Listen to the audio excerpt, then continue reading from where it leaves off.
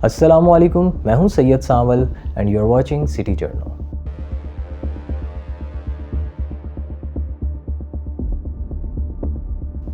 دوستو، آج دنیا نارمل دن کے ساتھ نہیں اٹھی۔ آج صبح جب لوگوں نے نیوز کھولی تو ایک خبر نے پوری دنیا کو ہلا کر رکھ دیا۔ رپورٹس کہہ رہی ہیں کہ امریکہ نے وینزویلا پر فل سکیل ملٹری آپریشن لانچ کر کے اس کے صدر نکولاس مڈورو کو گرفتار کر لیا ہے۔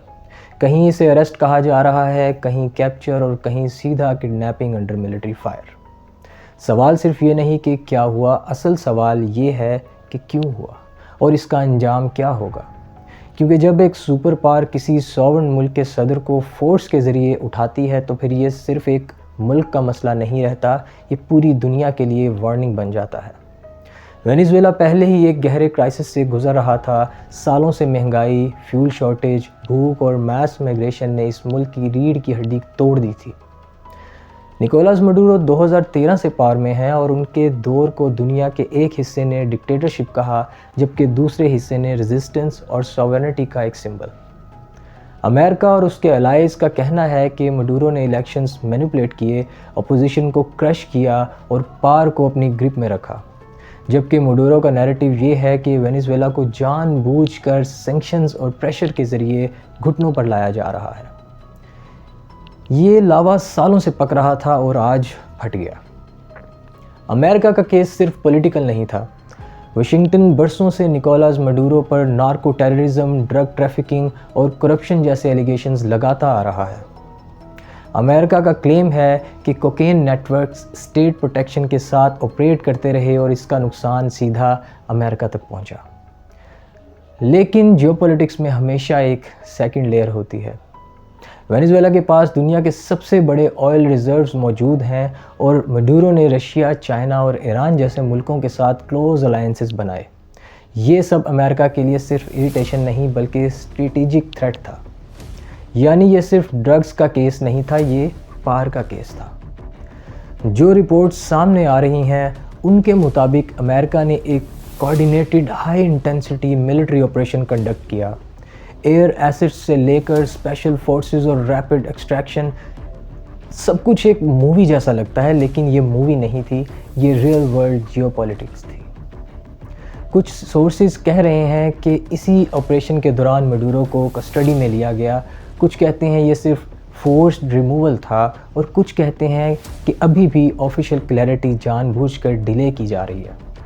اسی ایمبیگوٹی نے اس انسیڈنٹ کو اور زیادہ ڈینجرس بنا دیا ہے، کیونکہ جب سچ دھندلا ہوتا ہے تو کانفلکٹ بڑھتا ہے۔ انٹرنیشنل لاء کے مطابق کسی بھی ملک کے سٹنگ پریزیڈنٹ کو ڈائریکٹ ملٹری فورس کے ذریعے پکڑنا ایک بہت بڑی ریڈ لائن ہوتی ہے۔ سوورنٹی، ڈپلومیٹک امیونٹی اور گلوبل رولز سب اس ایک ایکشن سے چیلنج ہو جاتے ہیں۔ لیگل ایکسپرٹس کہہ رہے ہیں کہ اگر یہ رپورٹس کنفرم ہوتی ہیں تو یہ صرف وینزویلا کے لیے نہیں بلکہ پوری دنیا کے لیے ایک پریسیڈنٹ بن سکتا ہے۔ آج وینزویلا، کل کوئی اور جب پریزیڈنٹ بن جاتا ہے تو پھر رول صرف کاغذ پر رہ جاتے ہیں۔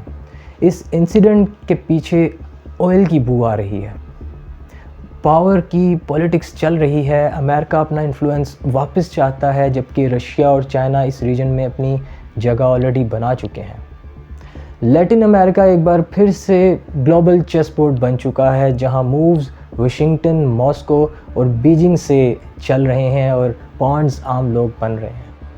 آنے والے دنوں میں دنیا کچھ بہت مشکل مناظر دیکھ سکتی ہے۔ وینزویلا کے اندر انسٹیبلٹی بڑھ سکتی ہے، پروٹیسٹ، پاور ویکیوم اور انٹرنل کلیشز کا ایک بڑا رسک ہے۔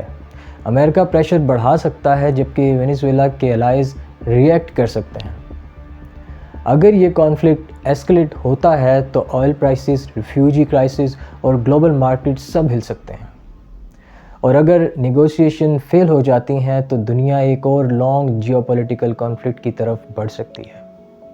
دوستو، چاہے اسے اریسٹ کہا جائے، کیپچر کہا جائے یا ملٹری انٹرونشن، ایک بات کرسٹل کلیئر ہے، آج دنیا میں پاور اور لا کے درمیان فاصلہ خطرناک حد تک بڑھ چکا ہے۔